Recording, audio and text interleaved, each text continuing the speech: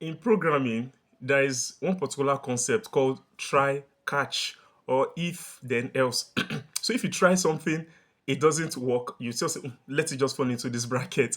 So now, that's what the Nigerian police is doing. Nigerian police has put has weighed all kinds of options in terms of dealing with Sowore, the former presidential candidate, and they've seen that there's nothing they can pin him on, and then now they decided to just put cybercrime. So cybercrime has now become a kind of cybercrime, cyberbullying, and all of that. That was the same thing they did for, the human rights activist that had recently had issues with Afe Babalola, and then they charged him for cyber crime or cyber bullying because they knew they could not actually pin any other thing on him, because he has always been against the federal government. And now they took him from Lagos to Ekiti State. Now they've dropped the case against him, but they've made him to spend about 30 million naira to bail himself. Now for Showeri, these same clowns, this Nigerian police, that have failed in so many aspects,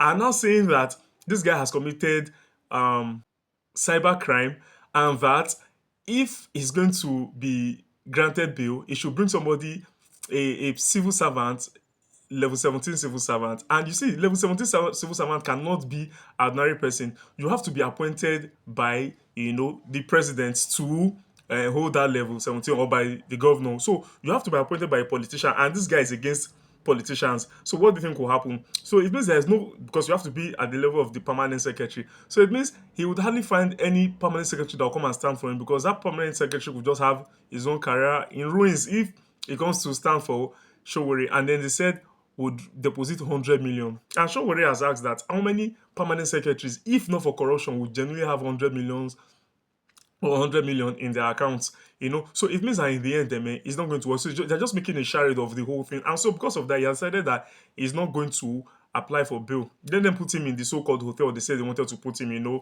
that is in detention. And that his lawyers, Adeyanju and Co, will go to court and see how they can get him out. So we just know that this is one of the ways they're trying to silence opposition. They said he was at the airport and he saw police people who would have tried to extort people. And what did he do?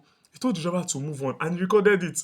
And we see a lot of extortion all the time. Even before the NSAS, there was one time this Mr. Macaroni saw police people harassing some boys who they call Yahoo boys, and he came. Thank God he had camera on his dashboard, and he came and he bullied the police people, and they ran away. We've seen them jumping people's fences into their compound.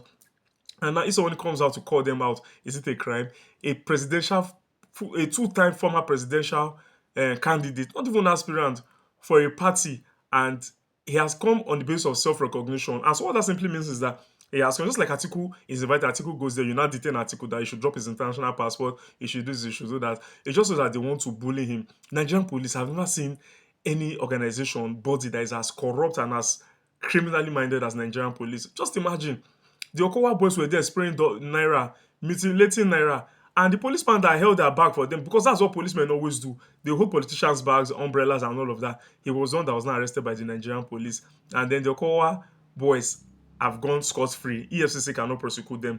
And now you see that Odumeje, that controversial pastor, was seen spraying Naira. Let's see EFCC will come and try them. So what they've just done for for Showore is try, catch. They tried, this ones did not work. Then any other offense, it should just be thrown inside cyber crime or cyber bullying. So it means that as I'm talking now, they could say that I'm also carrying out cyber crime. We are waiting for Nigerian police. There's nothing that can puzzle God again about the Nigerian police. They operate on double standards, and they are one of the most corrupt institutions in Africa. Please subscribe, like my channel. See you again next time.